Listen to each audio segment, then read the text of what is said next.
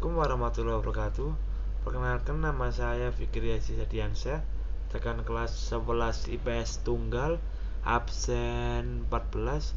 Dan mriki kula akan macakno tanda adegan basa Jawa.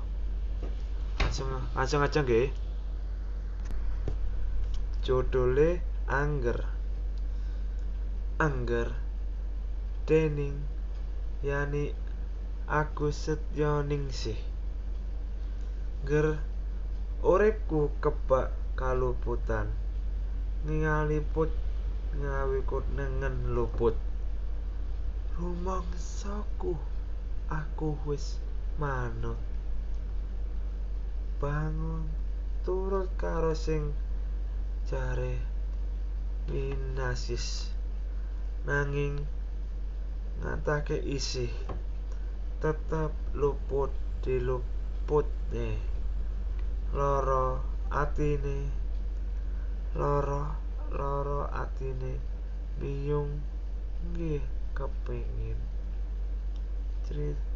cerita wae, ora enek sing gelem krungu.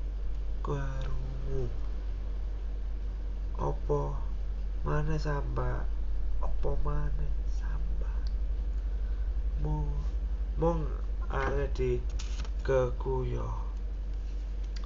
Kabeh wis ora percaya karo piyung. Kabeh iki nyatane ngapusi.